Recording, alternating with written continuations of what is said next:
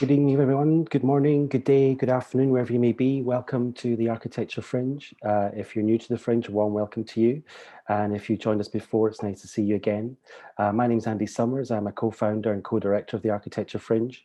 And along with my colleagues here, Liana Bauer, Raina Armstrong, and Cam Chan, we welcome you to this online space.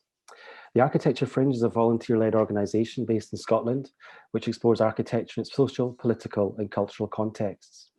For the Architecture Fringe 2021, our provocation is unlearning, where we encourage participants to interrogate behaviours, beliefs and biases in order to acknowledge how the world really is to then reimagine how it could be. The core programme for this year's festival explores the unlearning provocation through a number of areas including land, practice, education and COP26. Today we discuss whiteness and race.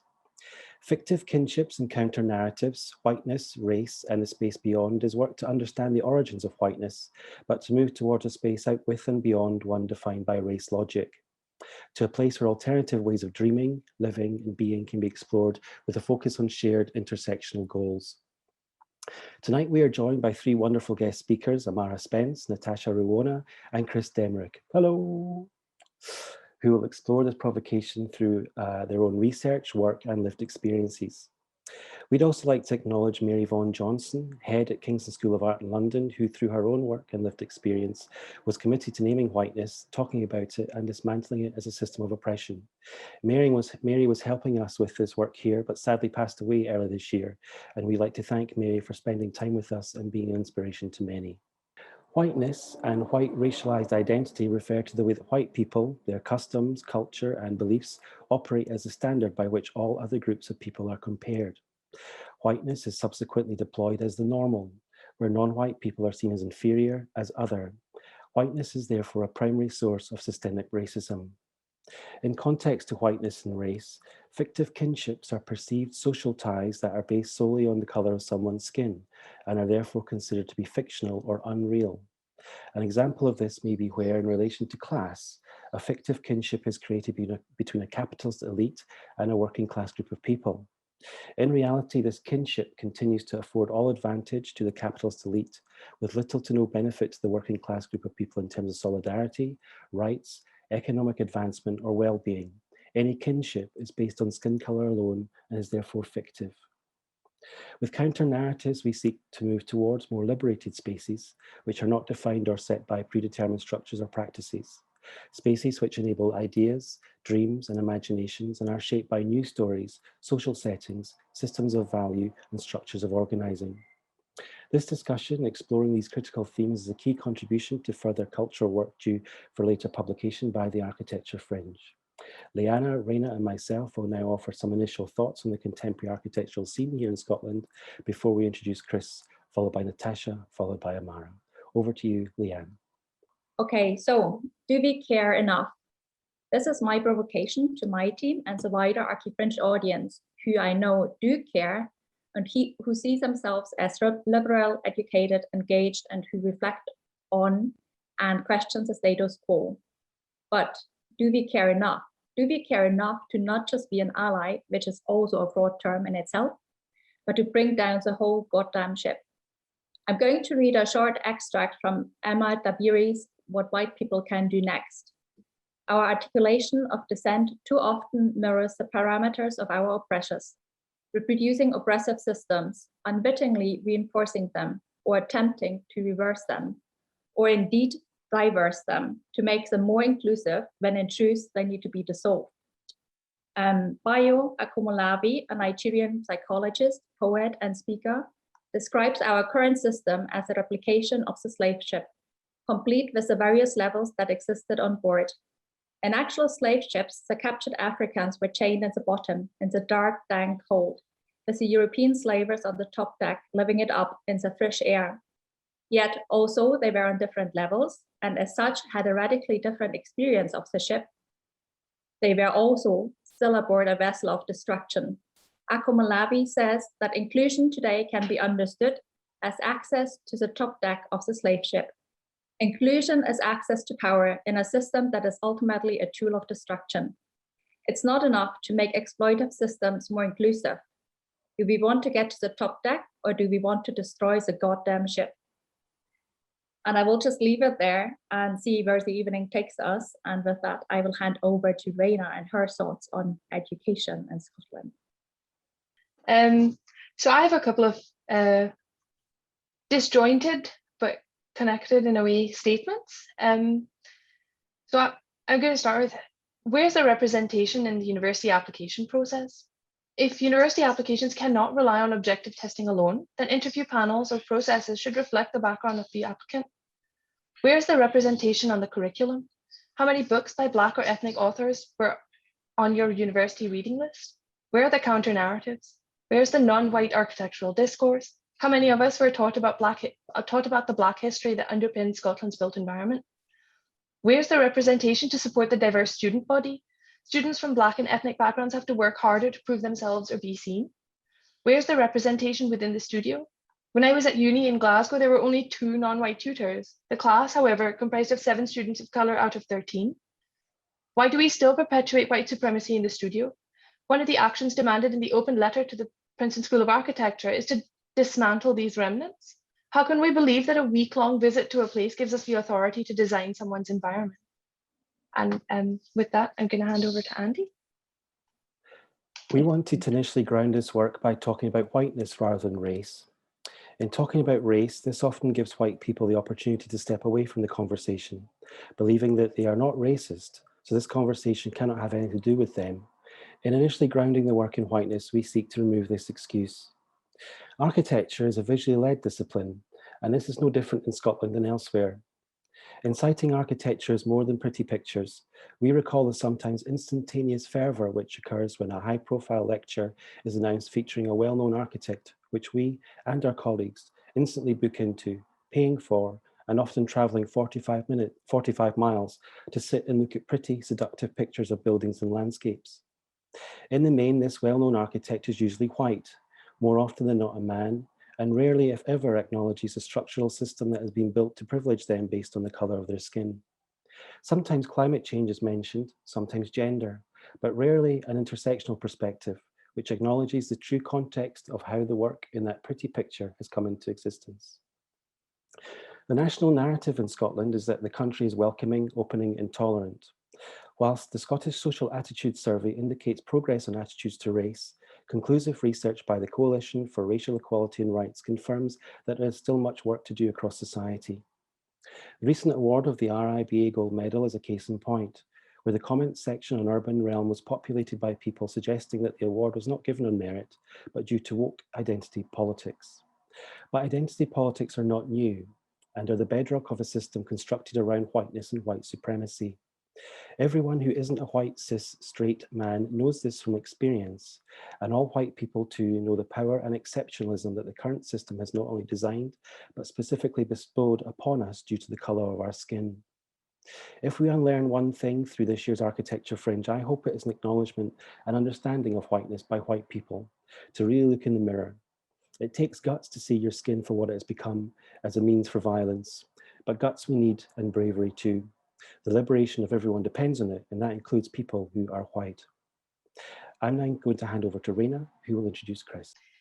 Welcome, Chris Daemmrich, who's joined us from New Orleans, Louisiana in the US, is an architectural advocate, designer, and educator who facilitates CoLab, a collaborative design workshop focusing on racial, gender, and economic justice.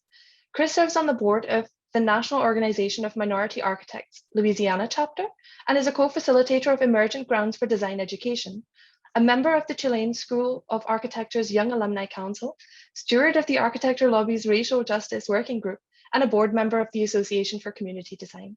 Thank you so much for joining us today, and it's over to you to kick off.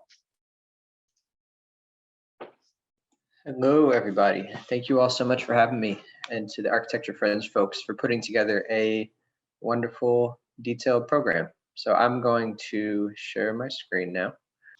I'm going to start by talking a little bit about where I am, the work that I do, and then go into my provocation. So as was said, my name is Chris Daemmrich.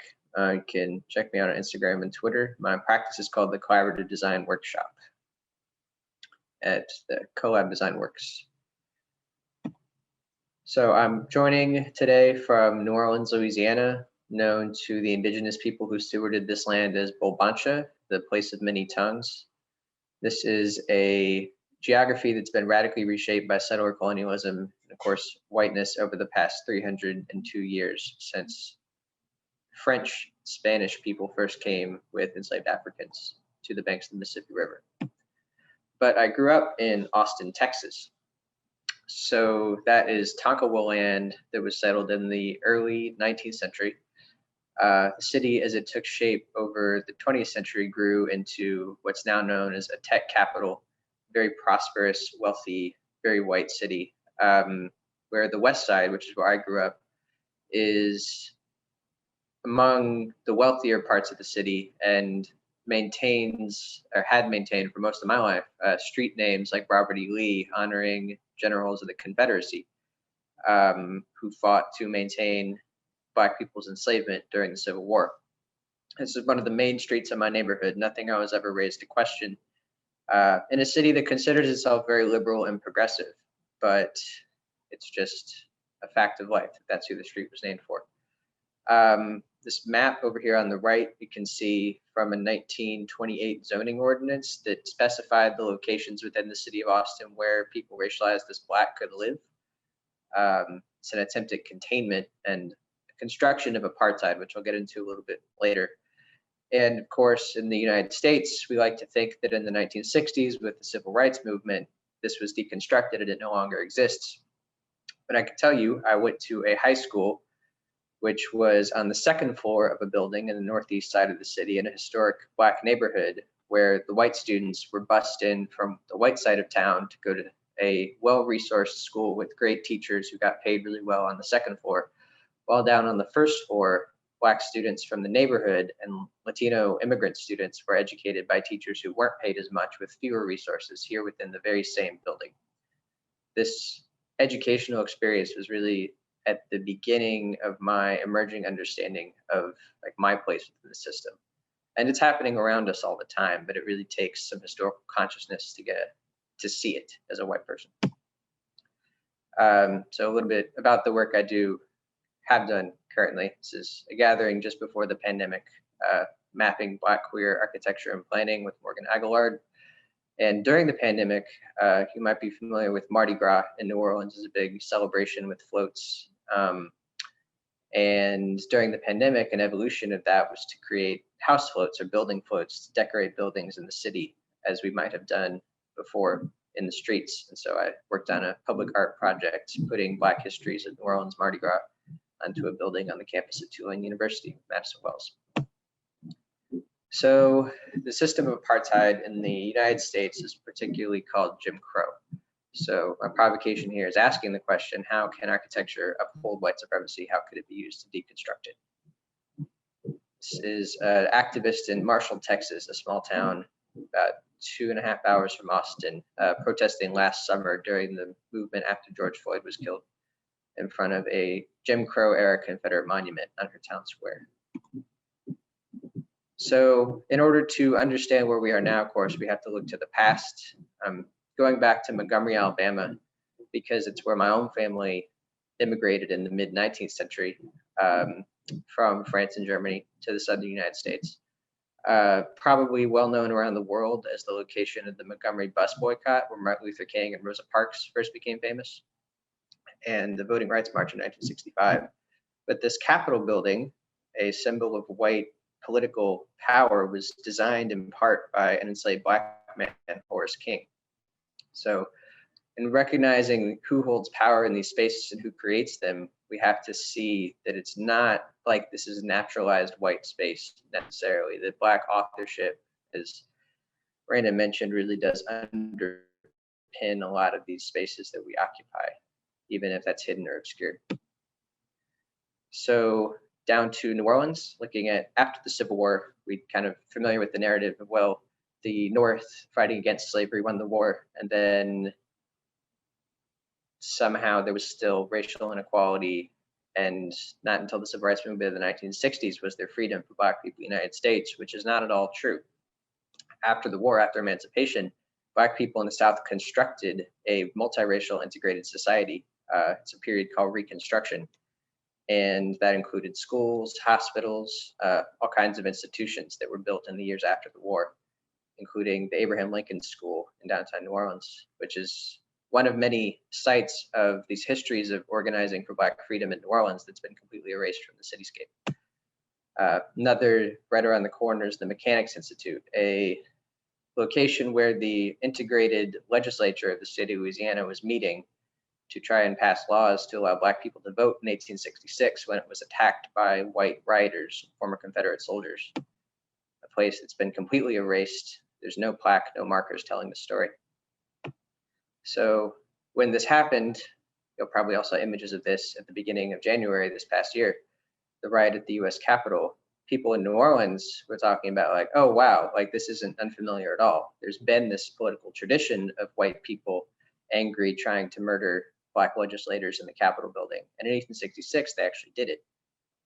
So looking from the historical standpoint of knowing about these events, we know that nothing is actually new under the sun. But because that story isn't told in public space, it's not taught, it's hard for people around the country to maybe know that we exist within this history of violent white supremacist actions. Again, to the authorship idea, going back to Texas, building I spent a lot of time growing up around as a kid because it's an incredible building, the Texas State Capitol, but built after Reconstruction with convict labor, Black people who were basically re-enslaved because eventually those attacks on Black government after the Civil War succeeded. And there's no more opportunity for Black people to vote or participate in political life for another 100 years.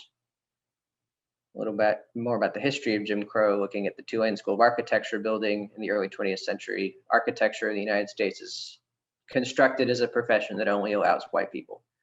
And so the problems, the crises of representation that we see today are not like an accident or an omission or an error. It's like a very intentional exclusion, going back to the beginning. To my own family's history, back to Alabama, my family was Jewish, and many Jews in the South did situate themselves on the side of whiteness. Occasionally there was people who dissented from that, and these are stories that I've drawn a lot of inspiration from, of a rabbi at my family's temple in 1933 who got involved in organizing to prevent essentially the state lynching of a group of young Black men who were falsely accused of a crime. And he was forced out of the temple, resigned, had to leave the city because he supported these people. This is a connection to the practice of lynching, which is a word that came back into use a lot last summer when people described what was done to George Floyd as a lynching, I think accurately.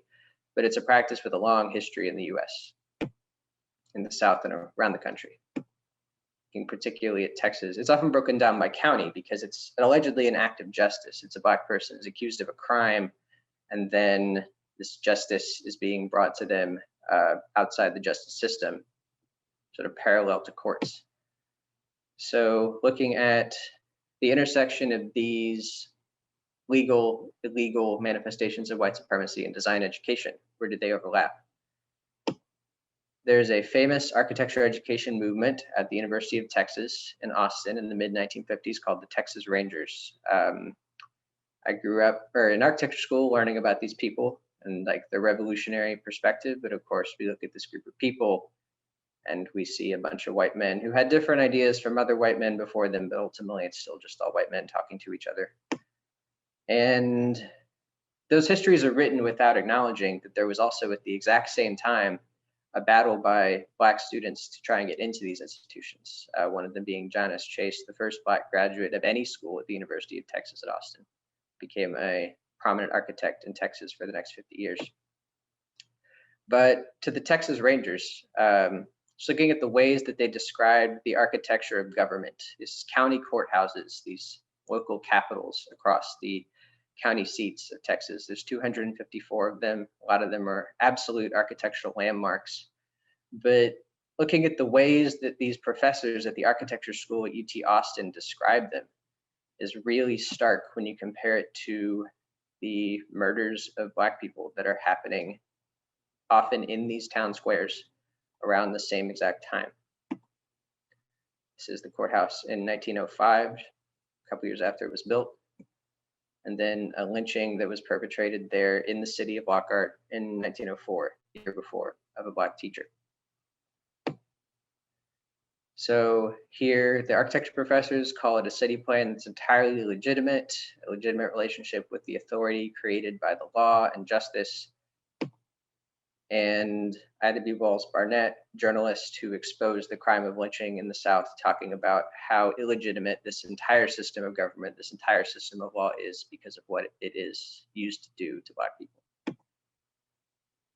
So I find that because of the incredibly myopic perspective that these architectural educators are taking, they entirely miss the point. And like, yeah, this is a nice looking town square. It's beautiful, I agree. But what does that actually mean to so many people on whose oppression and often violent murder this political order is built?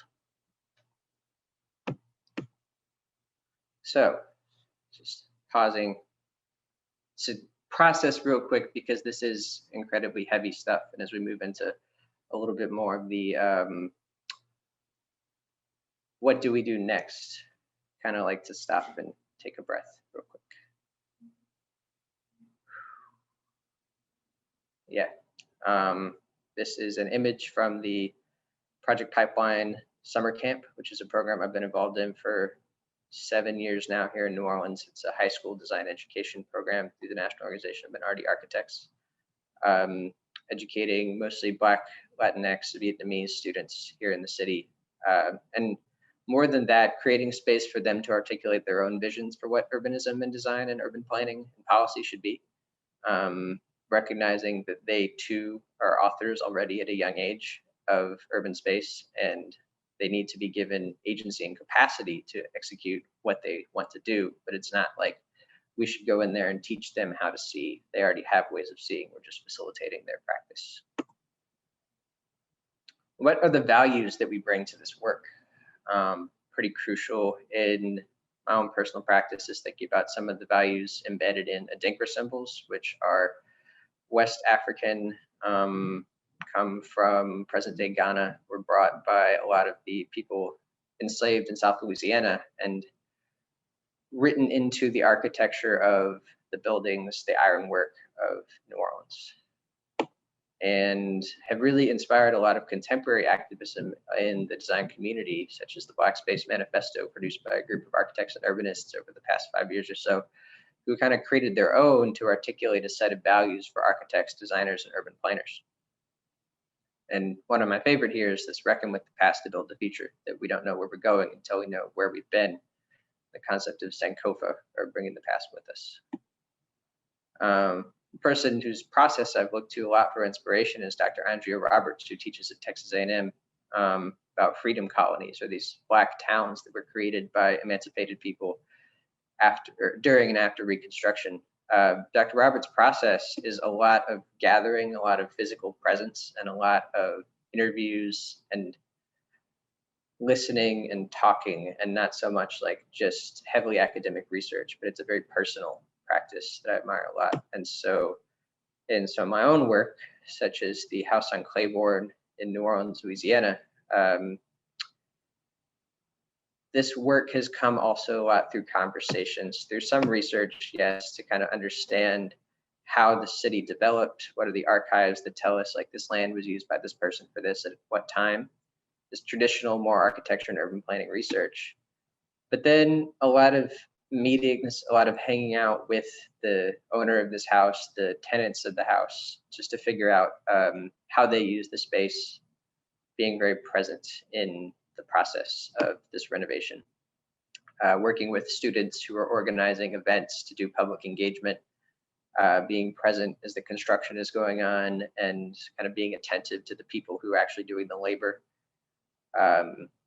and kind of being around throughout the process that this is happening. Here is, as you know, New Orleans is, a lot of houses are below sea level, a lot of houses flood.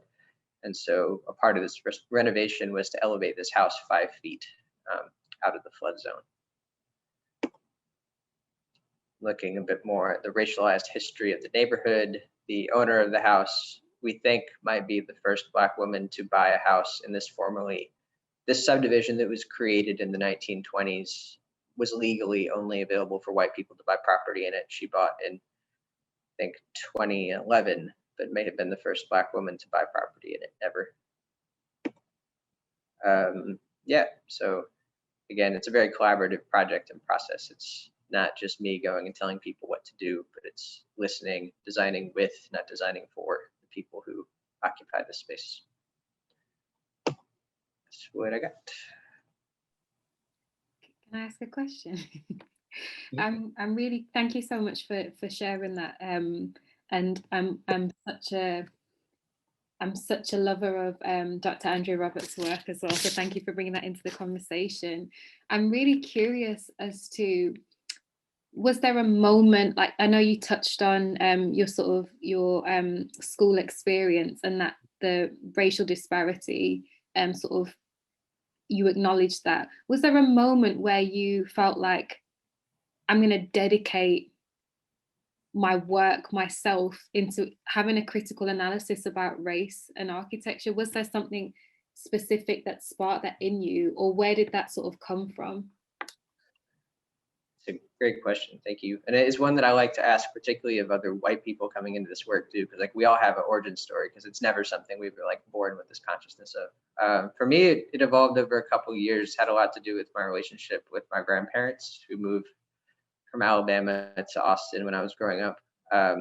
Being able to hear firsthand from my grandmother, who was a public school teacher during integration, kind of about what Jim Crow was like and some of the decisions that they made about like not getting involved in the civil rights movement in the 50s and 60s because they felt like it was too much of a risk for them as Jews who could kind of camouflage into whiteness. And then the murder of Trayvon Martin in 2012, when I was a senior in high school, the same age as he was when he was murdered in Florida. Kind of being at a high school where I got involved in some conversations with Black students at the downstairs school who were talking about being racially profiled inside the building whenever they would go upstairs. Just being within the same building, they were being policed in a way that was dangerous to them. And some of those initial conversations started to make me aware about how these things I knew about historically were still happening. And then from there, yeah, so it started in that sense in high school, just by being in some of these spaces and echoing through the work I do now. It's a lot of conversations, it's a lot of listening. Has gotten me to where I am and is continuing to build. It's reading too, definitely also reading, but being in conversation with people constantly. I mean, I think it's really interesting, Chris. Those examples you mentioned, I think really show how dominant whiteness can be in all our lives, and how it really impacts on every, I think in every area of our life. And I think the examples you mentioned are very good examples where everybody can very easily relate to. I think we all have those experiences, whether it's in the US or in the UK. So maybe we can come back to this a little bit later. And I'm now welcoming Natasha, who we are really delighted to have with us tonight. Natasha Ruwona is a Scottish Fabian artist, researcher, and programmer. They're interested in Afrofuturist storytelling through the poetics of the landscape, working across various media, including digital performance, film, DJing, and writing. The current project, Black Geographies, Ecologies, and Spatial Practice, is an exploration of space, place, and the climate as related to Black identities and histories. Natasha is originally from Edinburgh and now lives in Glasgow. So thank you so much for joining us today, Natasha, and it's over to you. Thank you, thank you. So I've been working with the ideas of Black geographies since 2019, after reading Black Geographies and the Politics of Space, which was written in 2007 by Clyde Woods and Catherine McKittrick. So McKittrick's ideas and explorations have become the main inspiration for the work that I've been doing when thinking about the relationship between Black people through geographies and ecologies. Black geographies allowed me to think through the given geography visible on maps, which are skewed and pertain to white colonial notions of space, and look more critically into the histories that are hidden under their surfaces, making connections between spaces, places, and human relationships. My investigation into these themes and ideas has been documented under the umbrella title of Black Ecologies, Geographies, and Spatial Practices. Thinking along the lines of psychogeography, I'm often mediating on the visceral experiences of being a Black person in Scotland, walking around cities, the presences felt from the Black people who have inhabited this land in the past and present, those who have been in Scotland physically, but also through the ghostly dust of its architectures and the ecologies, and how this relates to the experiences of living in contemporary Scotland as a Black person. Through undertaking this research, I'm reminded that there is no neutrality within geography and ecology and architecture. The landscape is also racist. I'm interested in how this landscape speaks to us and how we speak back, considering the psychogeographical understandings of how we think and feel in spaces and how this is impacted by the history of a place. Lisa Williams of the Edinburgh Caribbean Association, who creates the Edinburgh Black History Walks, reminds us that we are constantly retracing the steps of those who came before us.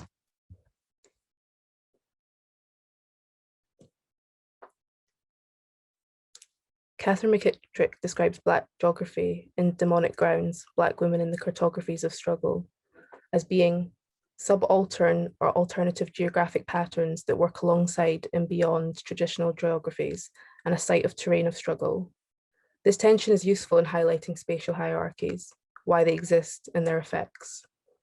McKittrick writes, "It is not simply a matter of placing Blackness within Canada or the world, nor is it a matter of superimposing black maps atop the nation space.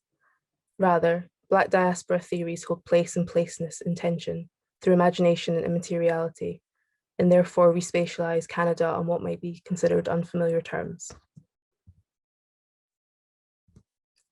We are seemingly ungeographic. The Black non-space is both habited and uninhabited. McKittrick's conversation of Black Canada can often be mirrored within attitudes and understandings of Black Scotland."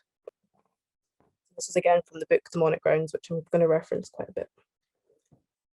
In terms of Black Canada, the displacement of Black subjects and histories is achieved by attaching categories such as race, ethnicity, nation, and home to the United States and the Caribbean.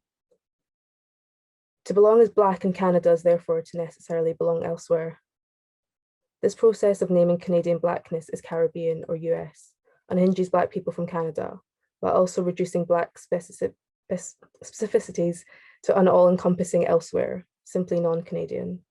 The geographic terms of being Black in Canada are, within the context of Canadian colonialism and nation-making, crucially non-physical geographies, unless they are outside the borders of the nation-state. This displaces Black communities by refusing their social, economic, and political commitment to places and spaces both within and beyond Canada. It also reifies ideologies around nation purities by insisting that Black communities are non-Canadian, always other, always elsewhere, recent, unfamiliar, and impossible.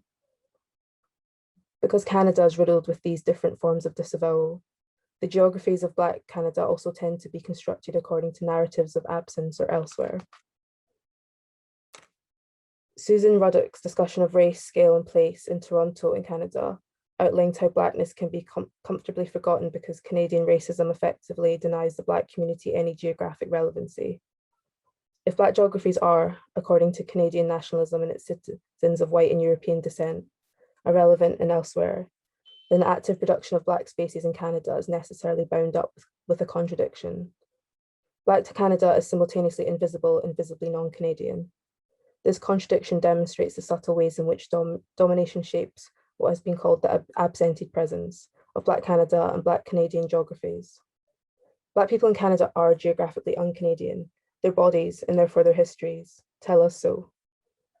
This also suggests, to return to Ruddock's terminology, that historical and contemporary geographic dominations can be relatively comfortable processes because the domination is of something and someone that who is not really Canadian or is not really here, there at all.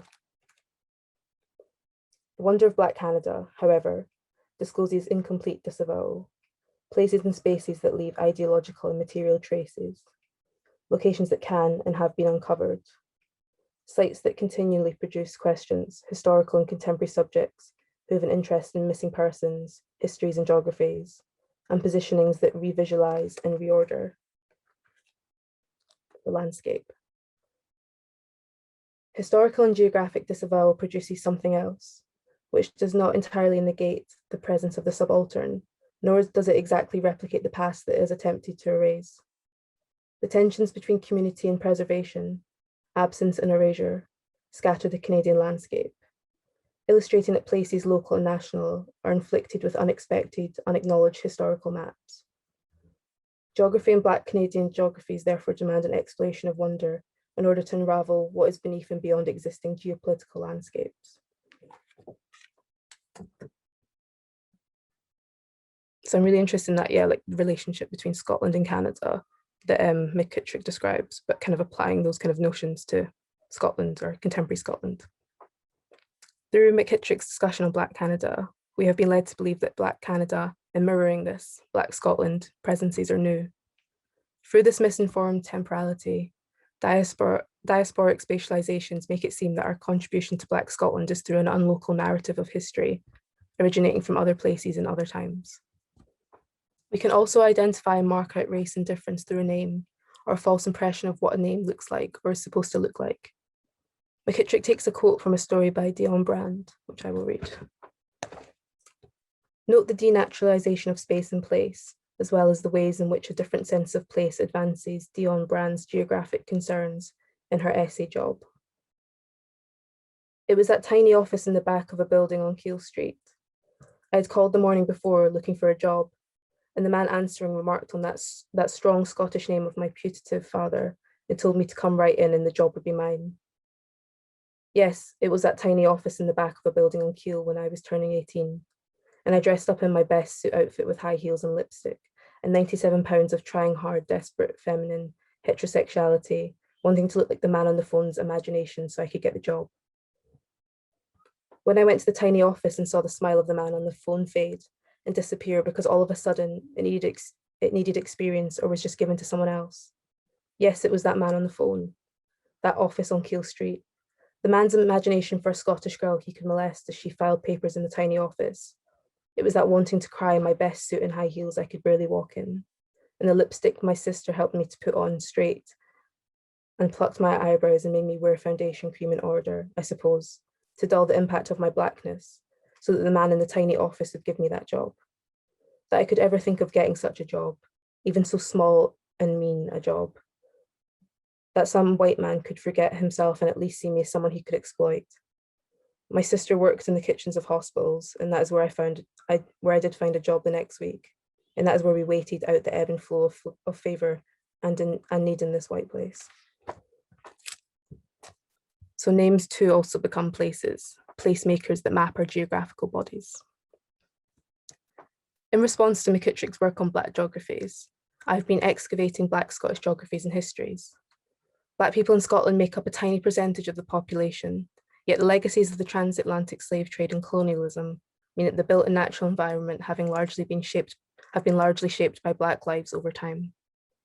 These racial infrastructures include the money earned from the labour of the enslaved spent on buildings, houses, monuments, transport systems, celebratory statues all over the country that monumentalise slave traders and apologists, repetitions of street names between Scotland and the Caribbean, plus trade across Scotland's main ports and docks are all part of this racial geography and ecology. Christina Sharp's discussion on architectural repetition, which she described as being structures and systems that show up in different spaces, i.e. the prison and the institution, contribute to ideas of mirrored environments that create and contain oppression. I think about this in relation to buildings in Scotland built by money made using the enslaved labour. Then those buildings themselves go on to repeat colonial systems through their more visible infrastructures, workplace hierarchies, racism, capitalism. Knowing the histories of buildings creates a change to how the building is felt and accessed also. I made a short film in 2019 called In Dreams I, which was created in response to the question asked by Sadea Hartman. What is it we choose to remember about the past, and what is it we will to forget? The film plays with factual, mythological, and forgotten histories and stories. One example of a factual story is Frederick Douglass's act of protest on Edinburgh's Arthur Seat, where he carved "Send Back the Money" into the extinct volcano's surface in response to the Free Church of Scotland accepting money from slaveholding churches in America.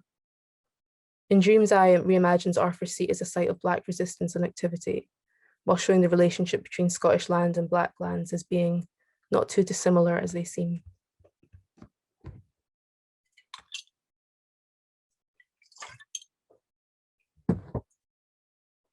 My most recent film is about the mythology of there being two moons and the destruction it would cause to Earth through the tidal waves becoming too strong and the eventual collision of both of the moons in the sky.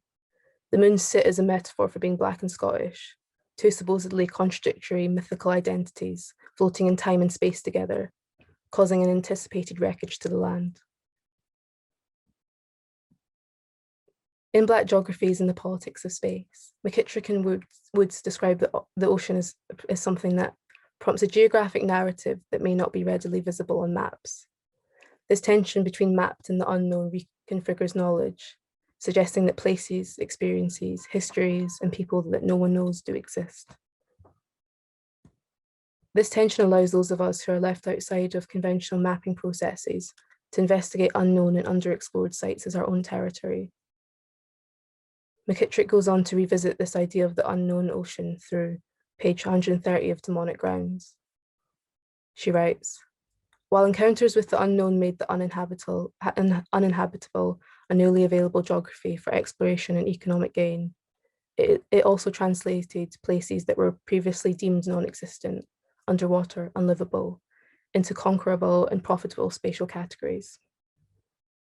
I argue that these spaces allow the ungeographical to find a sense of place versus living or being in the uninhabitable white spaces.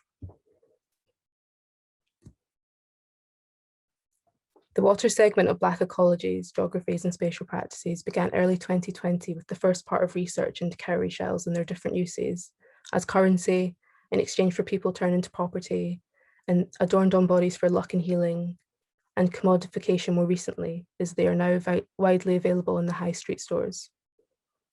This act of thinking through water has led to various writing and a short film, Umbilic. Water is the material that connects and separates us. This focus on water expands on the current discourse on hydrofeminism through the lens of a Black feminist geography via concepts like the Black Atlantic, hydrocriticism, and hydrocolonialism.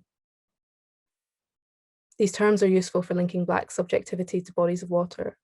Reflecting on Scottish waters, the River Clyde and Leafport both have participated in acts of hydrocolonialism for their roles in the trade of goods, and the journeys are almost made in the case of Robert Burns, taken across the Atlantic Ocean.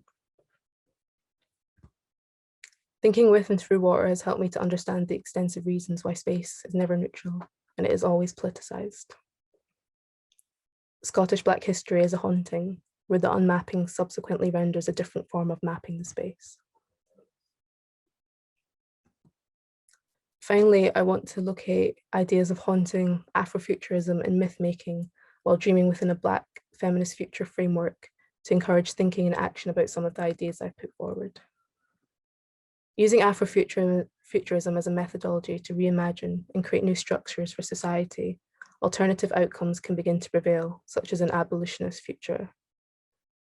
The Black radical imagination is the driving force for imagining better worlds, which we can begin to take forward within our change-making pursuits. To love the world enough to give it your dreams and enact upon them. To have the courage to dream is an act of resistance for marginalized groups. Emergent Strategy by Adrienne Maree Brown is an example of how Black feminist futures are key to this reimagining. Brown uses the stories told by speculative fiction writer Octavia Butler as methods of and for this collective reimagining, so that we can create new and improved worlds as a society that care for everybody. I just want to finish with some provocations that are, something maybe to think about or be answered. So asking the question again of what is it we choose to remember about the past and what is it we will to forget? Where and how are we as individuals and collectively complicit in mapping and unmapping practices? What is the future of the Scottish landscape as we continue to be both invisible and hypervisible? Thank you. Thank you, Natasha. Canada's an interesting case point, isn't it, with regards to people who had directly left Scotland, very much shaping that society, that white society there. and the conversation in Canada with regards to being a cultural mosaic rather than a melting pot, shall we say.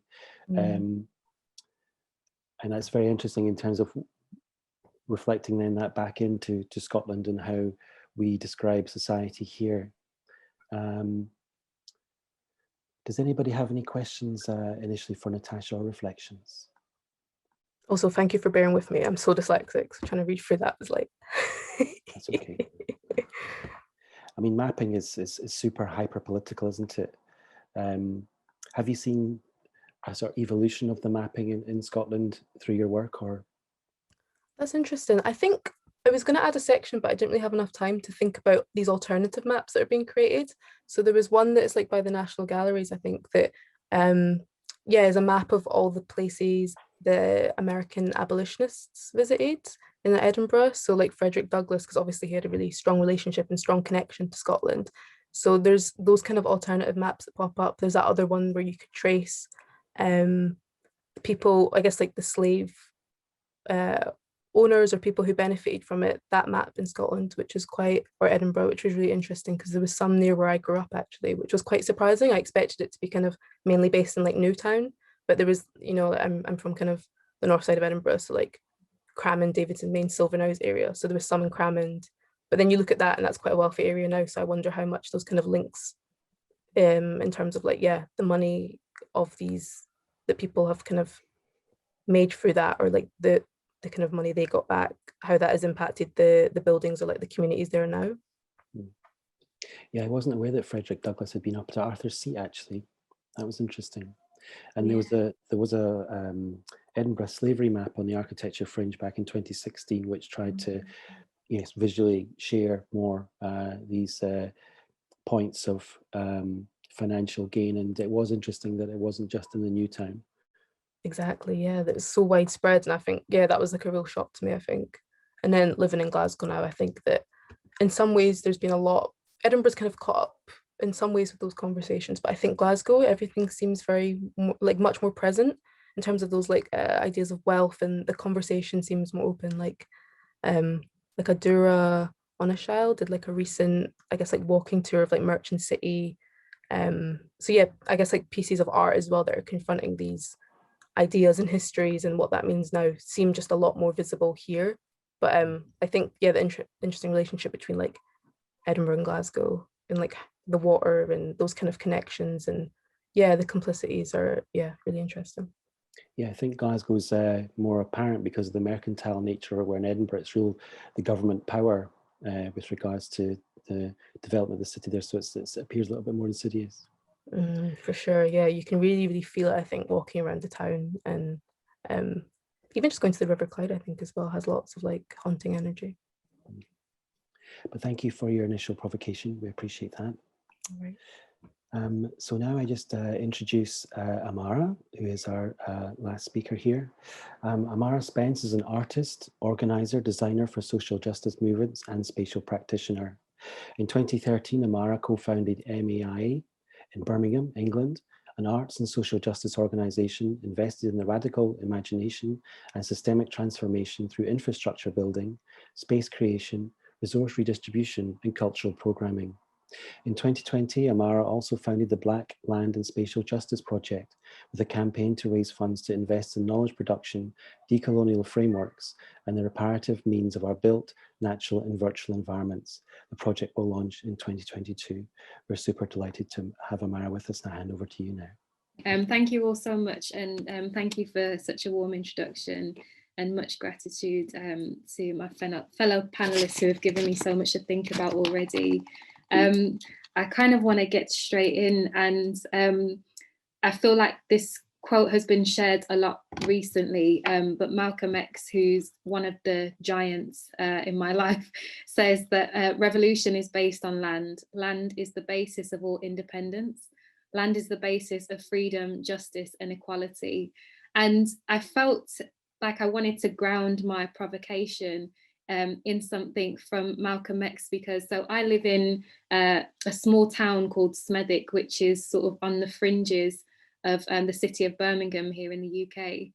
And Malcolm X, once upon a time, in fact, I believe it was perhaps a week or so before his murder, he came to visit Smethwick, and there's many images of him standing outside Marshall Street in Smethwick.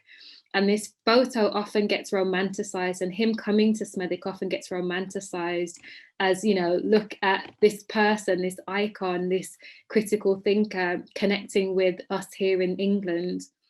But a lot of people don't know that he was actually here responding to what a lot of people articulate as a redlining issue. He was invited by the Indian Workers Association amidst these moments of, well, I can't call it moments, these movements of racialized tension.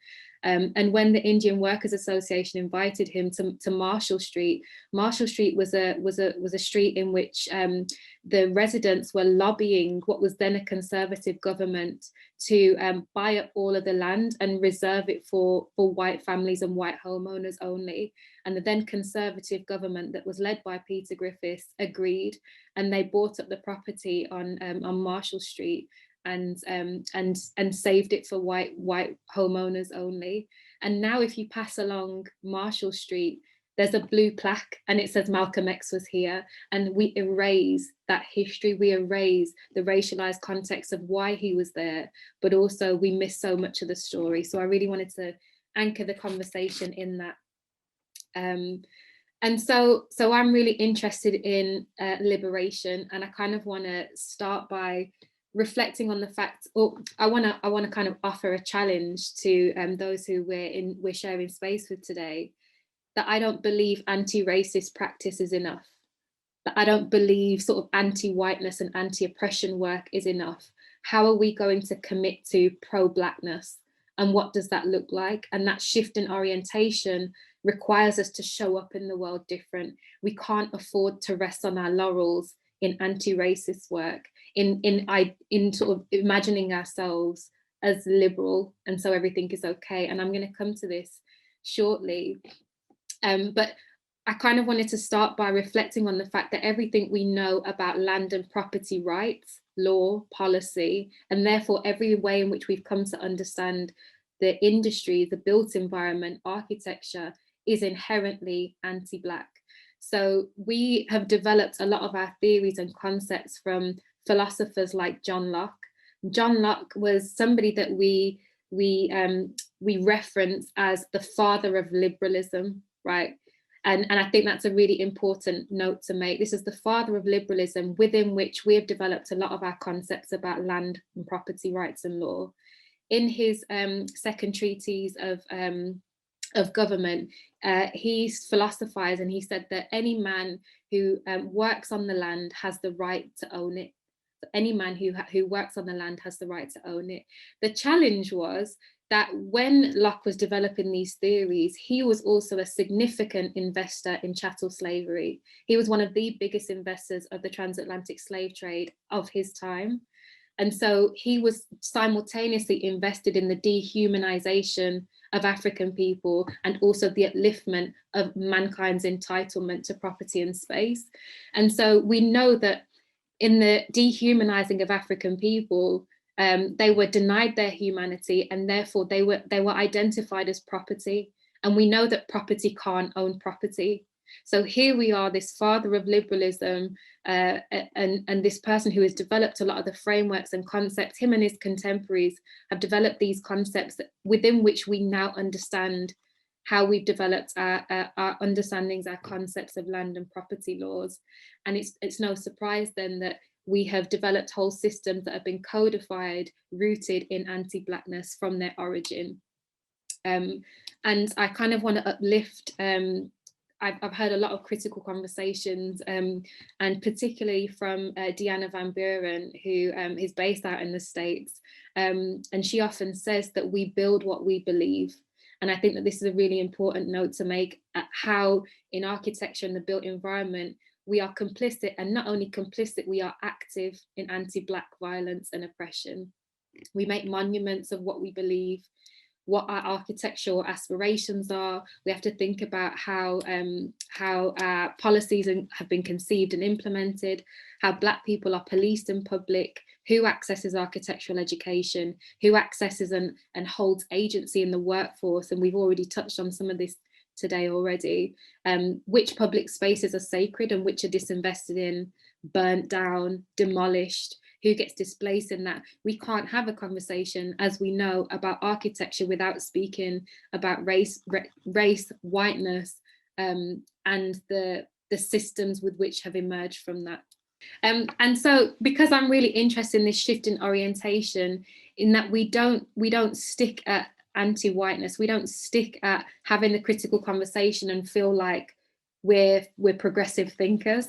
I want to uplift the fact that there's whole lineages, there's whole histories, there are whole movements that have always, I don't want to say have necessarily resisted whiteness. They have been embodiments of what it means to be liberated, and they have been organizing even amidst oppressive systems. They have been organizing, and so I'm really interested in, I'm always inspired by my grandparents, similar to you, Chris. Proximity to my grandparents has taught me so much. 3 of which were Caribbean migrants who moved here to the UK in the sort of the tail end of the Windrush era.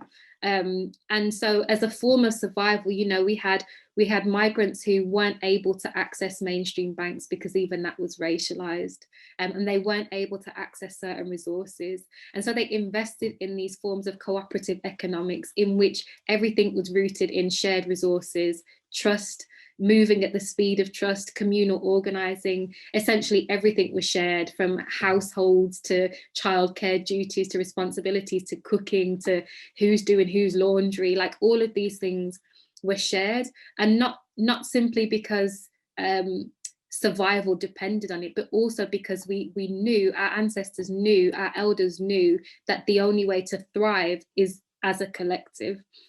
And so when my grandparents moved here, because they couldn't access mainstream banks, they established things called partners, which a lot of other cultures and communities have got different names for it. But essentially, a person within a community was sort of nominated as the banker. They held the hand, and everyone in this round would put in a bit of money, and everyone then, it would circulate so that on one week somebody would get the hand, another week somebody else would. And it was a form of circular economics which kept money safe. It kept people moving. It kept this, it kept organizing going, but crucially, it was built on trust. And I think that's something that's really important. Under capitalism, it feels like we're not able to move at the speed of trust. And here were collectives of people, generations of people who knew that the way to survive and thrive was in resistance to that.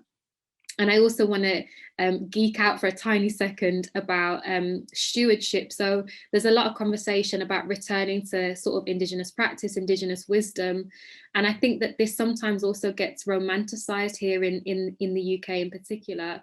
Not only are we sort of co-opting Indigenous methodologies and practices, but we're also not acknowledging when Black and Brown people were invested in organic ways of being in relationship to land, they were penalized, they were ostracized.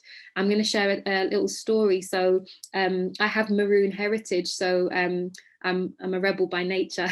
When my ancestors were working on the land in Jamaica, around the period of abolition, I say abolition in earmarks, but when slavery was abolished, the European slave owners who were sort of pillaging land and colonizing land in Jamaica, it no longer became financially worthwhile them staying in Jamaica if they were going to be essentially reimbursed for their losses by coming back to Europe. They left the land in Jamaica and they left the land across the Caribbean, and those who were formerly enslaved ended up taking on the land. But there was no paperwork, there was no deeds to say this land is now yours. So what that meant was these formerly enslaved people continued to steward the land, they continued to take care of it, they continued to raise their families there and take care of each other. But because there was no paperwork, the Jamaican state, which, you know, up until, well, even now, it's a colony of you know, we call it the mother country, and we call England the mother country in Jamaica, but you know, we were now in a situation where people didn't have the paperwork to say that they own the land. And so when somebody passed away in a family, you'd hear, like, you know, at a funeral, at a wake, you would hear that there would be family tensions because who's now going to own the land where our uncle or our ancestor lived. There's no paperwork to justify that this land is ours. But also we know that the people who were stewarding land, because they had no paperwork, were articulated by the Jamaican state as vagabonds. They were called criminals, they were called trespassers. There wasn't any respect that was owed to them because they were stewarding land. That even in Jamaica, under colonialism, we had adopted those same patterns of whiteness. And I think that this is important to mention in terms of, you know, I think in the opening remarks, we recognize that whiteness, it's not exclusive to white people. And we can see the impacts of colonialism across the globe, even in Black majority countries. And we're still seeing the long-term impacts of those decisions. I'm gonna try and speed through this as quickly as I can, so we can get to a conversation. But because, so in my Maroon heritage, I sort of went down this rabbit hole of researching radical architectures that formerly enslaved people. So Maroons were the rebels who escaped captivity. And you see I remember reading this incredible article about the sort of radical engineering that happened. So the Maroon communities would set up these structures and systems in Virginia swampland, which was technically inaccessible to anyone else if you didn't know how to get there. So they built these sanctuaries in swampland. It was the only way to escape those that were trying to hold them captive. And they were invested in these practices, like, you know, in countries around the world where they're removing toxins from soil. I really love Leah Penniman, who speaks really incredibly about how we were using indigenous wisdom. We were taking seeds from Africa, from West Africa. We were braiding them into our hair, and we were then putting them into the soil in the US, in the UK, and it was removing toxins from the soil.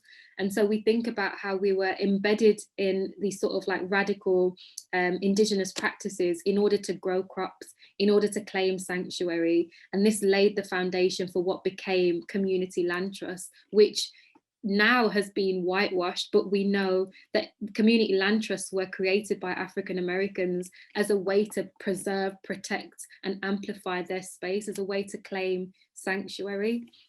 And really quickly, I just want to talk about shape shifting. So I'm looking at how many typos are in this presentation as well, I'm so sorry. But shape shifting, when I think about infrastructure that has to take on so many different forms, because any spaces that we can get, we end up turning them into 1,000,001 things.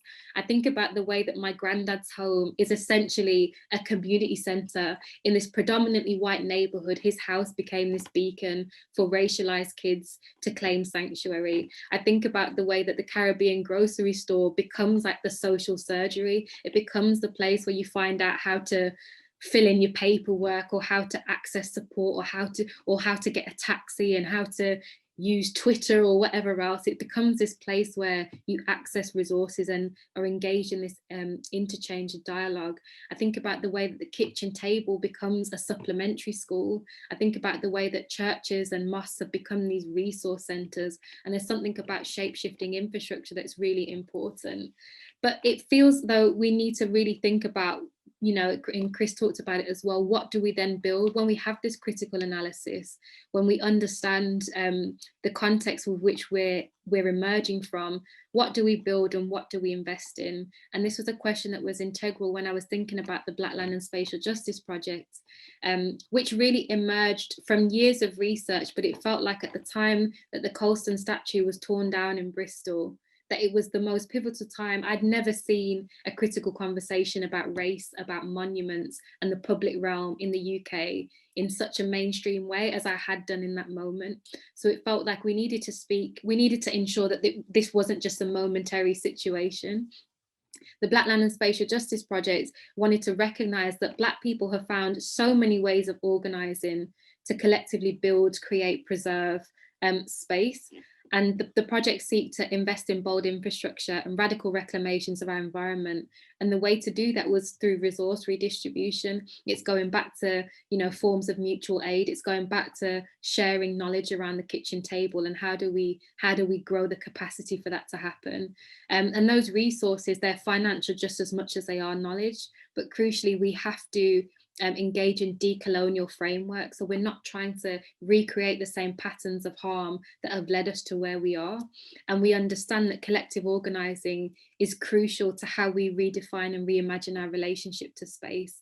So we started with a campaign to raise £30,000, and we knew that £30,000 in no way was going to amount to land justice or racial justice of any capacity, but it led to this facilitation of a critical conversation that moved beyond the moment.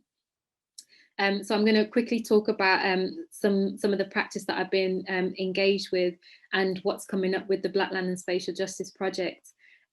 So in my own curatorial practice, I'm a hip hop nerd, self-confessed. I'm a child of the grime era.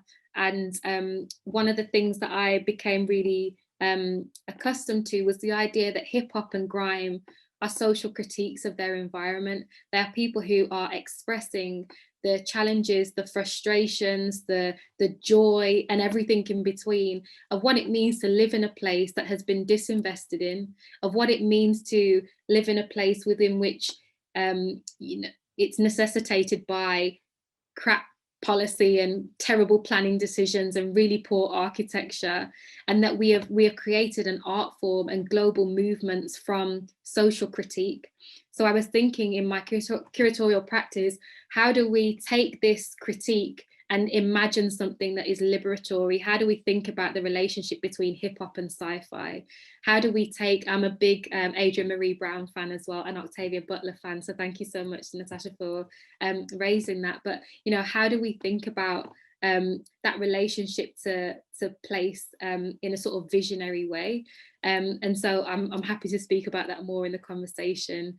I've also been part of organising things called developers dinners, where we this is a project through Maya, where we were thinking about the relationship between artists and place, and we understood that in a lot of contexts, artists and art makers and creative practitioners are kind of used for their ability to create energy and create heat and create vibes, basically.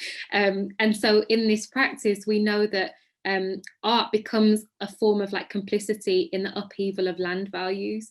And so we said, what's the critical conversation that we want to have between artists and developers? Who's actually responsible for developing place? How do we safeguard and prevent extraction, particularly when we know it's communities of colour and it's working class communities that are most proximate to displacement and extraction? And so we very quickly realised that we had no desire to speak to developers in a traditional sense about who gets to make places happen, that we acknowledged there was already people who had ideas, love and passion for a place. They were just disconnected from resources needed to make change happen here. How much time have I got? How am I doing for time? Am I running out? You're right, just keep going. Not long, but just keep going. This is one of my last slides. So all of this stuff was sort of like emerging. There was a lot of patterns and a lot of the different projects that we were doing, and things were being generated where we were like, how do we build healing infrastructure? What's the future of place? Who get, you know, whose voice and all of that stuff? And we really realized that the physical space itself, it doesn't really matter what form it takes. The most crucial thing is cultural memory. The most crucial thing is what becomes possible. When I look back at the lineage that says my granddad's home turned into this vehicle for 1,000,001 other things, we said, well, how do we invest in the possibilities of what might happen when gathering becomes possible?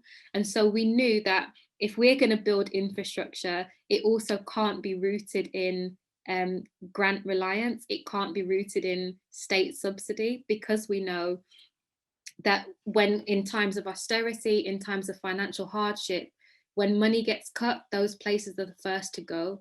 And we know that's the case even more so when these places are racialized, and that we haven't got this model of philanthropy in the same way that the US does.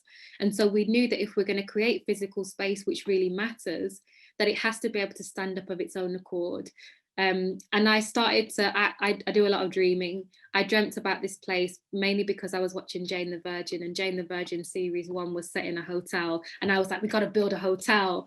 But then I was like, you know, I'm a touring artist as well. And I'm staying in these places where I'm acknowledging that our funders, so Arts Council, spend a significant amount of money and reinvest resources into these organizations who have significant budget lines for accommodation, and they're hosting artists in Airbnb properties, in private, in chain hotels and all of that stuff. And that resource is going out of the sector as quickly as it comes in, and it goes to private landowners, and it goes to organizations, it grows capital and capacity for those. And we said, well, how do we take that resource and reinvest it back in a much more regenerative way? What does it mean if our communities then hold on to the value of what they create for much longer? And that we're not only redistributing back into local people and movements, but we're growing local supply chains. So that how do we build a hotel and a cultural center within which we're also incubating local businesses? We're also creating kitchen residencies in the same way that we're creating artist residencies. So the people who are selling seafood boiled bags illegally on Snapchat can now have space to grow their business, that can now have space to be supported in their wholeness. And that we start to grow economies of scale at this neighborhood level.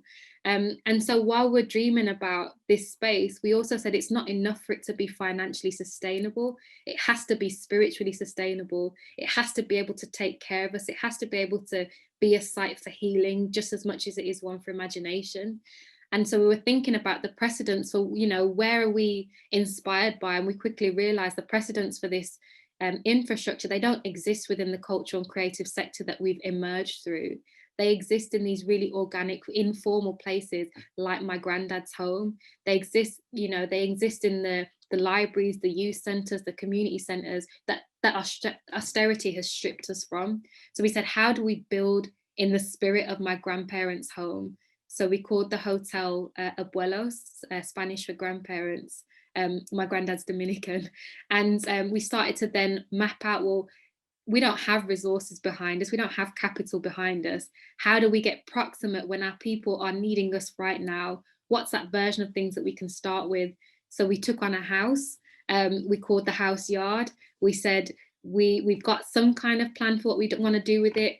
And then the pandemic hit, and then we said everything is trash, we don't really know what to do. So we started again listening to our people, and it became really clear that we needed to invest in mutual aid as a continued life force.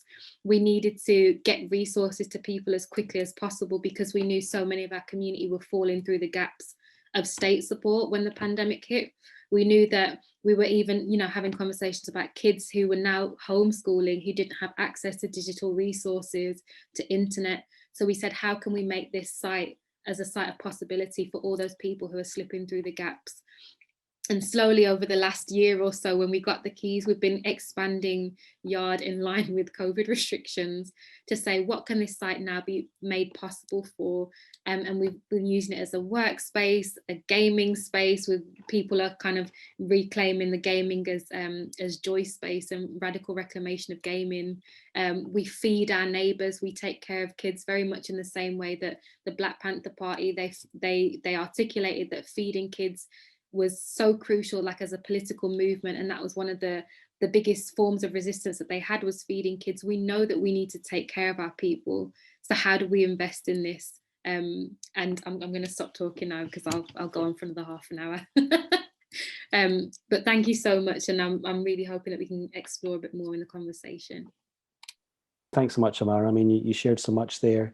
What I really was struck by was the lineage and cultural memory, where it appears to be very apparent that you are bringing generations of learning and unlearning with you, learning through trauma and state violence with you, and trying to be as resilient and as persevering as possible to almost outflank systems which are essentially, in essence, designed to not let one thrive. What's been your methods of trying to accumulate and take that knowledge with you? I think there's something about there's very much rooted in intergenerational dialogue. I think we learn so much from children, and it feels like what is often innate in communities of color, in working class communities, is that children are articulating very similar philosophies to our elders by default.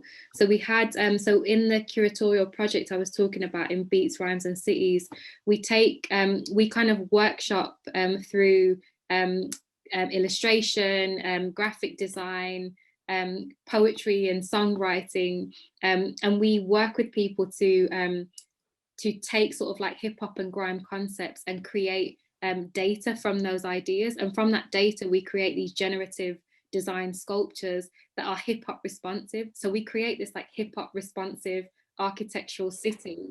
And we've done this project with 6-year-olds, and we've done it with elders in community.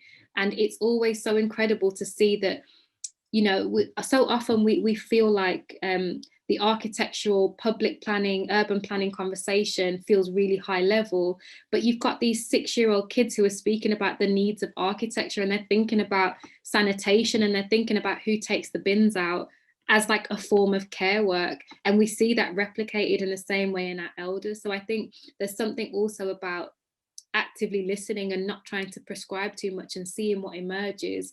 But then also, I think what's crucial about the Beats, Rhymes and Cities project is that hip hop and grime gives a vocabulary where people have been denied agency to even think that they've got something to say about architecture. These 6-year-old kids did, you know, we didn't tell them that it was an architectural project. It was like, just come and make some stuff with us, just come and play with some tech, you know, and then we're having these really evolved advanced conversations about planning. So I think there's something that's to be said about meet people where they are, bring the joy, bring the energy, bring the things that they're already aligned to, and see where that goes. Okay, thanks so much, Amara. We're going to open up the conversation now between the panelists. For the audience, if you have any contributions or thoughts, please post them in the chat. We can read them out, or we can bring the camera to you. But I wonder, Amara, if you may want to kick off and reflect on Chrissy's provocation. So thank you so much for your for all that you shared, and thank you also for kind of reflecting on what brought you into this work. And so many things stood out to me, but on one of your slides you kind of noted about Black codes and how the sort of like vagrancy and loitering and all of these things became criminalized as a way to disproportionately arrest, punish Black people. And I'm really interested in, I guess there's a continued practice of that, right? There's this continued legacy of how we criminalize all sorts of people, but particularly racialized people and Black people in that.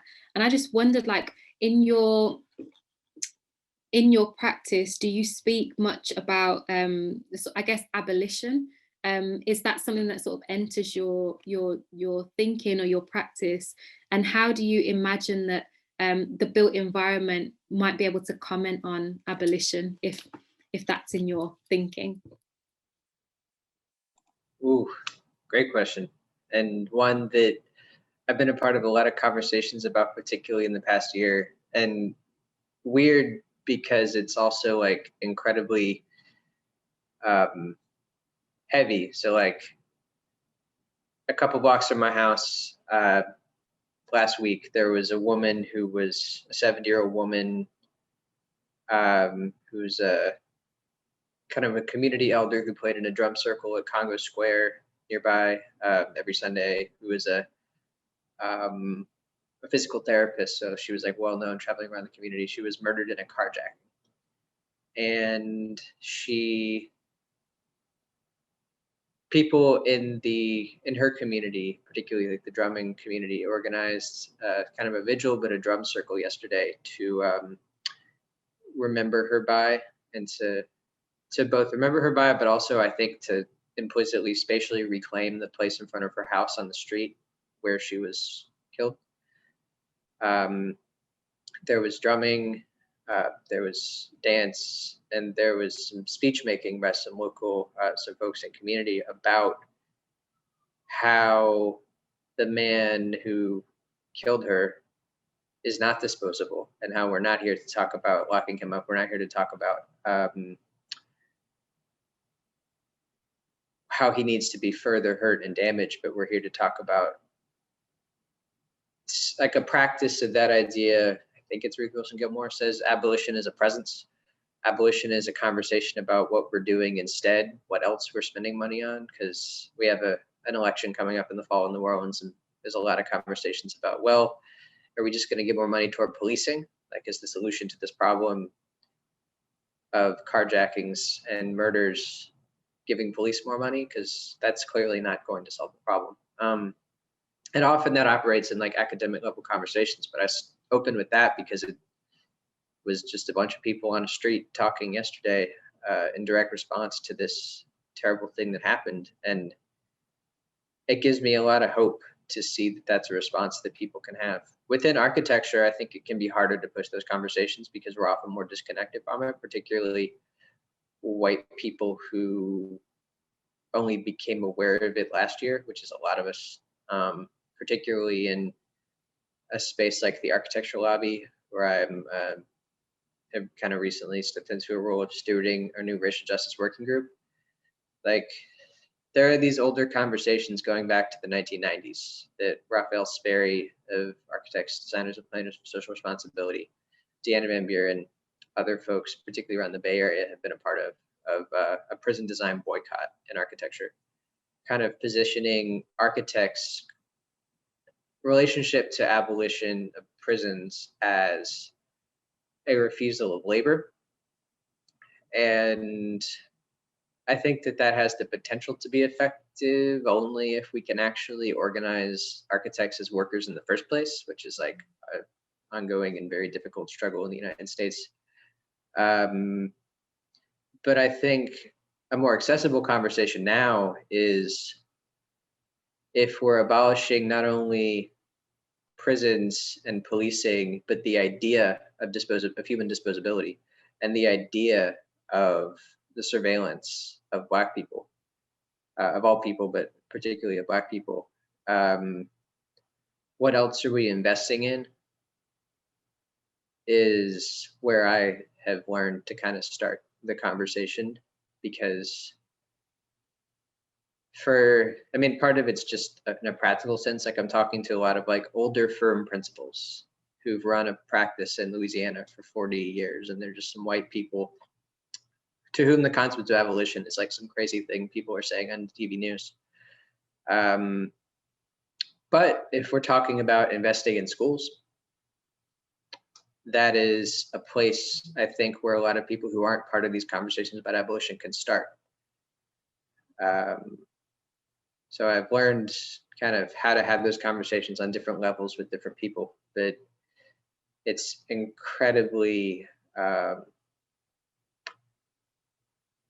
it's a very futuristic conversation, I think. To imagine a Louisiana without prisons is to imagine a Louisiana that's a complete break from what's existed here since colonization 300 years ago. Like, it's only ever existed with enslaved Black people.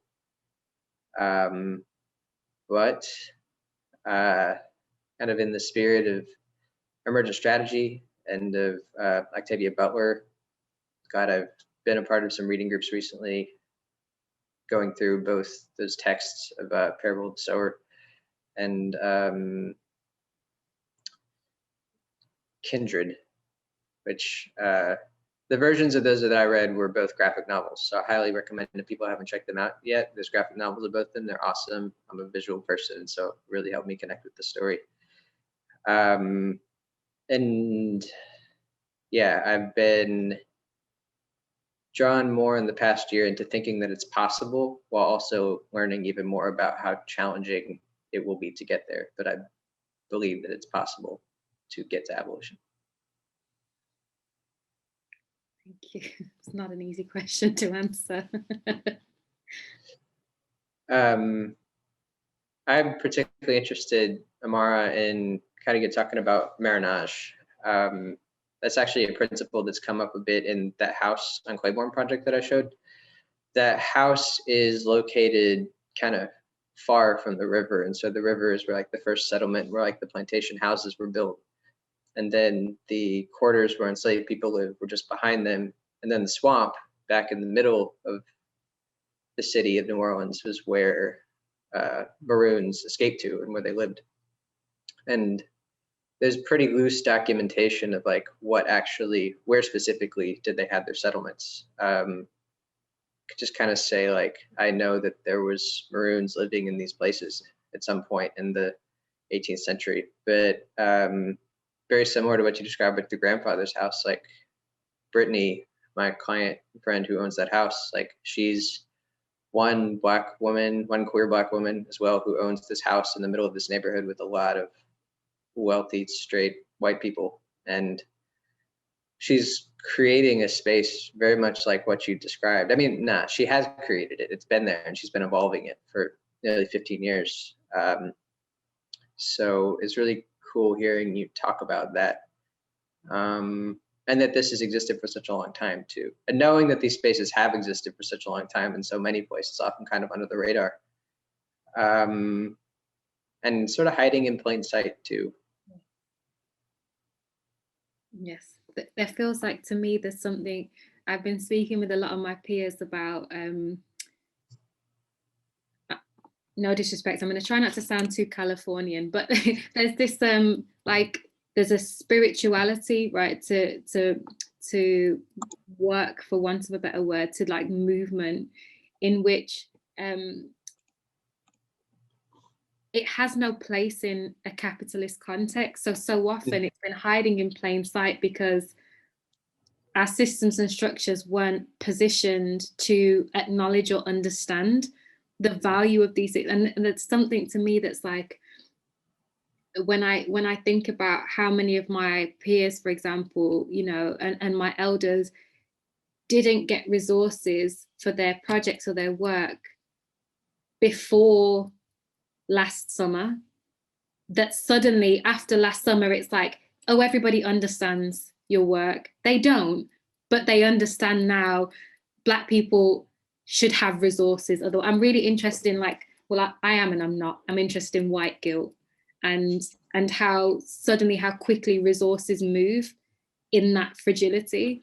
But the thing about the spirituality is because it has no place in capitalism, because you can't capture it, you can't contain it, therefore you can't scale it.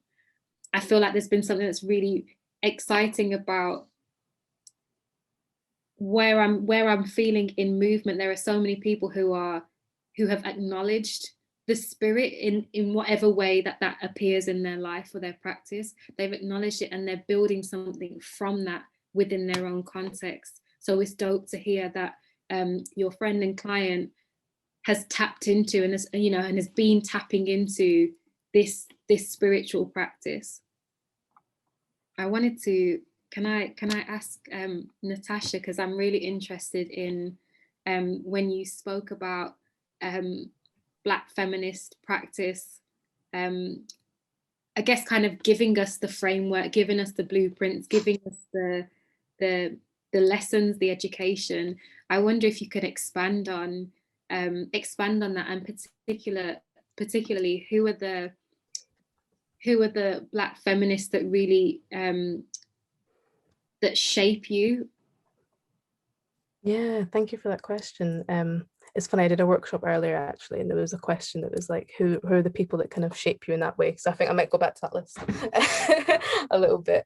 But I think, as you can tell, Catherine McKittrick is definitely someone that is really just spoke to me in all these different levels. And then thinking about, again, this idea of Canada and Scotland in these repetitions or architectural repetitions.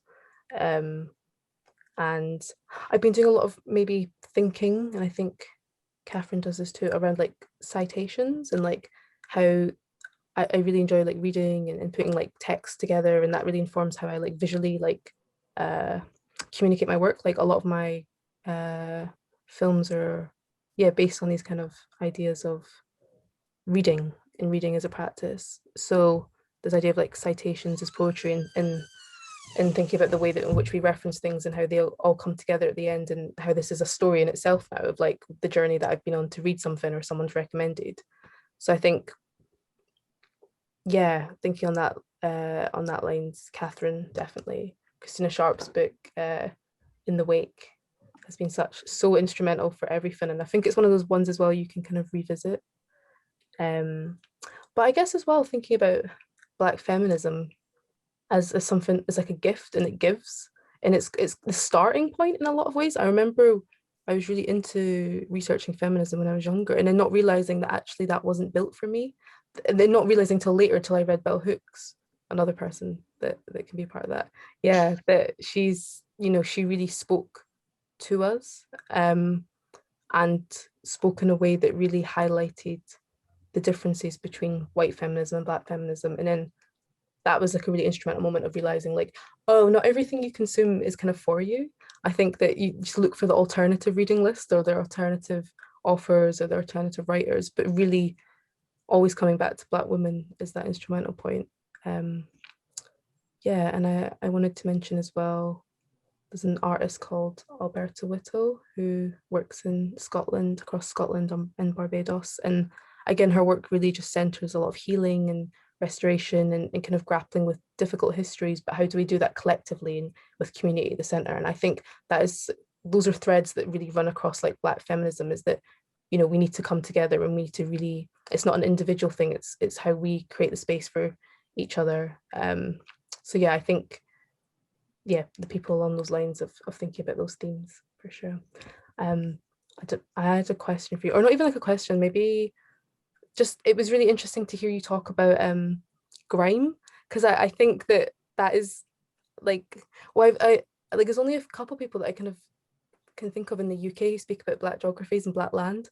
So it was really important to have that conversation of grime, because I also love grime. And I really found, yeah, that kind of comfort in it in a lot of ways, and drill as well.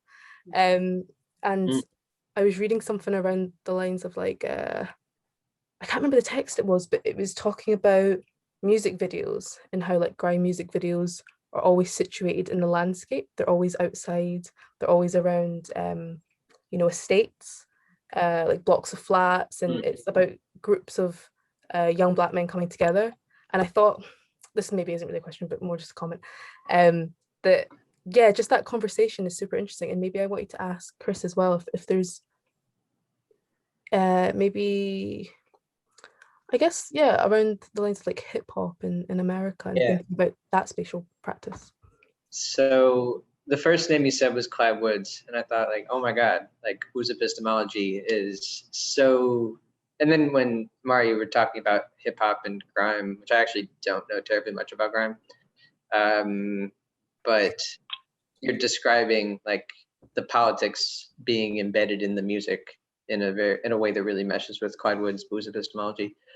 And at that particular thing that you just said, Natasha, the public housing projects, like the US version of estates in New Orleans, were all demolished in the early 2000s, kind of through the mid 2000s. So like 14,000 housing units in these really solid brick structures were torn down, replaced by like 6,000 housing units. And it was really a very transparent way of displacing a lot of the poorest Black people from the city, even before Hurricane Katrina, and then intensified afterward. And there's not that much architectural historical documentation of these spaces and what they were like, but there are hip hop videos.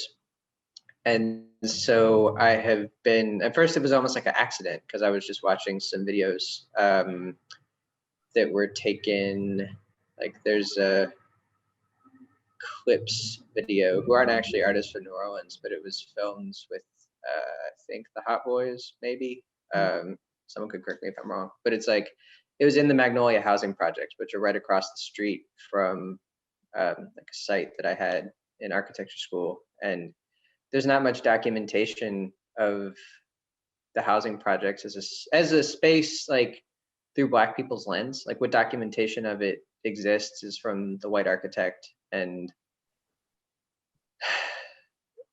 like actually seeing how the Black people who lived there, who grew up there, who made this music, understood the spaces, and seeing like in the videos, say that there's like, even when the video is being filmed, there's older women sitting on the porches of the projects, is so different than seeing like an architectural photo of that would have been taken when it was like brand new with no people in it.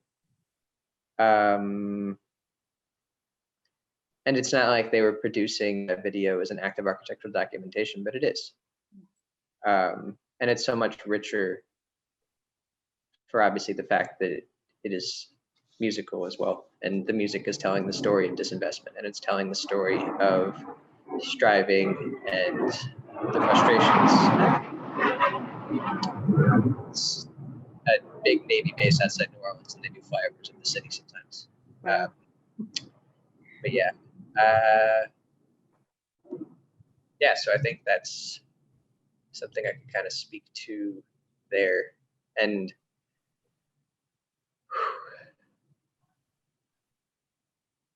yeah, that's really a fascinating part of what makes New Orleans urbanism in particular, is that like New Orleans is known for jazz music, and it's known for blues, and it's known more recently for like the hip hop of like Lil Wayne and Drake, who's not from here but does music videos where he pretends to be from here, and which is charming, I guess. And a bounce, of course, which is like a whole very particularly like Black queer musical form. And the neighborhoods that produce these musical cultures are constantly being wiped away and being, I mean, to use much more violent words, like they're being destroyed. The people who produce them are being displaced and destroyed. It's created, or it's kind of my theory on it. There's this phenomenon here called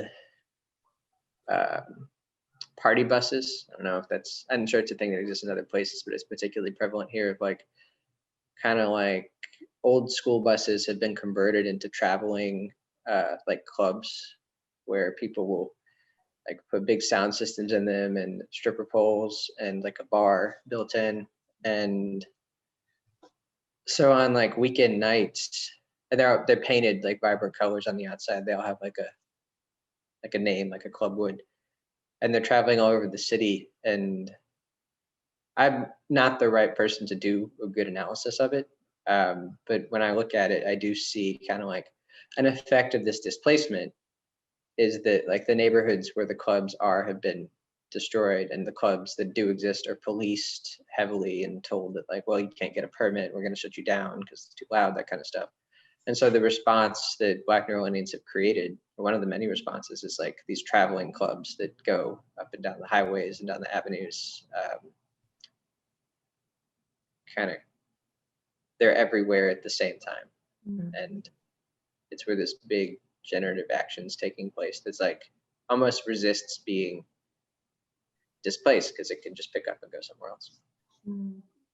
I think that as well, the leaning towards, we were having a conversation recently about, I've always resisted this idea of needing to have something temporary, because I feel like the state won't allow us to have permanence. So I'm always resisting. But, you know, one of my friends, she challenged me and said, we can ideate about that, but the reality is we need to design for permanence just as much as fleeing, you know, and that being in constant fleeing, or being prepared to constantly flee. I think it ties back into that, the question about extraction.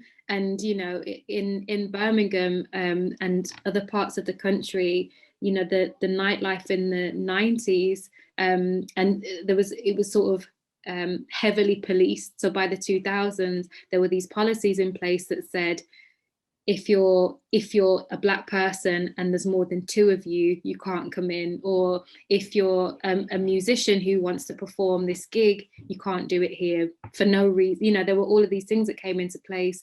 So people weren't, you know, particularly musicians, weren't able to build audiences, which meant they had to go and move to other places in order to develop a career. And so that the knock-on effects of, even in nightlife, I can see how the party buses will make their way here or something of that nature, because at every point within our lives, it feels like this fleeing, this movement, this displacement, this enforced movement, I should say, is just a reality of our experience. And I don't want to romanticize it too much, because I think it's easy to get into that trend, because yeah, it's coming at the cost of so many neighborhoods being destroyed. Like you mentioned too, like people spending money on Airbnb. There's been an incredibly destructive effect of Airbnbs that, like, and you also said, Amara, that like white supremacy isn't only the domain of white people to practice it. Like there's been like wealthy Black people who own property in historic Black neighborhoods who evict their tenants and they use them as Airbnbs because it's so much more profitable. And the historic Black neighborhoods in the center of the city have just become like open air hotels. And yet there is so much opportunity to do projects like the one that you're doing. That's really exciting, Preston, and I hope to be able to learn more about it, because like there's a lot of money coming into the city for cultural tourism and for like more than cultural tourism, like cultural production that can be reinvested into the people who need it, who use it for their own cultural production, but that's not currently the way it's practiced. I think there's something that feels really important to me about it's because land speculation and being able to envision the future potential of what you can take back from land is such an extractive model, and it reminds me, you know, thinking about speculative fiction, thinking about what we could speculate on, but we choose to orient or buy in or tap into these systems where we're sort of like co-signing, and I think there's so much work to do. And for me, I always feel like I think a lot of people think it's too huge, like this form of change that we're talking about, transformation, is too big, it's too possible. Engaging in pro-Blackness, it's too much. Like I'm just an ordinary person who means well. And I think that for me, Natasha, when what you brought in with Black feminist practice and what you brought in with thinking about emergent strategy is this reminder that we can't jump straight to the huge, the big, the thing that seems impossible and beyond us without doing the interpersonal. You know, how do we understand and interrogate within ourselves? How do we sort of realign to our everyday interactions? How do we analyze our own decisions and relationships before we leap into this huge utopia that of course it seems impossible? We haven't worked out how to do the basics yet. Yeah, absolutely. And I think as well, going back to like speculative fiction, I think that is a really interesting way to access it. And I think thinking Scotland as well, especially I've noticed maybe the last 2 or 3 years, you know, ideas of having in here in Scotland, because I worked in like film festivals for the last 3 years or 4 years, and thinking about having a Black and POC film festival. That seemed unimaginable when I first started. But now we've got Fringe of Colour, we've got all these other festivals that are here, and you know, they have resources, and it's becoming a space now that, or it has been a space that now people are placed, or they're located within that idea of the fringe and the where otherwise it wasn't kind of before. I think these ideas of dreaming about communities and what kind of, yeah, inserting ourselves into landscapes. Like I was just thinking about maybe a couple of the works that I've done where it kind of, yeah, it reframes the landscape to include us as well. And then, yeah, thinking about, so what do we need to do to make that step happen? Or like, who do we need to talk to? Who do we need to gather together? And like you say, Amara, just kind of like working through those like internal things and then outwardly, but then having this idea to dream and like to dare to dream and to want to dream as well, I think is really important, and to encourage dreaming, I think is something that can be lost. I wanted to take a shot at answering Robert Waters' question real quick, which is, do you think that there's an increased awareness in the younger generation of the structural nature of racism and connection between land and exploitation? Does this give you hope that we can bring about lasting positive change? And my quick answer is yes, but this is nothing new. I think there's like really easily an out where we can be like, oh, the next generation is going to change things. Like, oh, we can kind of step back. And to think that like there's anything different happening with this generation, like one really powerful thing learning about Reconstruction for me, and even about like the rabbi at my grandparents' temple that I learned about, like there've always been some white people and many more Black people and other people of color who've been opposing white supremacy, who've been advocating abolition. Like, it is nothing new. And so it's not like this current moment is any different than like 1933 or 1866 or 1811 or 1804 or, yeah, there's like white supremacy is going to constantly be reproducing itself through normative systems. And we need to constantly be, I mean, from our different positionalities, like producing pro-Blackness and opposing white supremacy. But it's nothing that's like naturally going to happen with the coming of a new generation. Yes. Can I add to that? Because I also think that so often we take the Black Panther Party, because I mentioned them before. It's like as a society, we forget that they were like 19, 20, 21, you know, that they were young people, that when we're talking about lineages and histories of organizers, of movement workers, that they were young people leading the movements. Even Martin Luther King started out as a young person, and it's like we gloss over that part.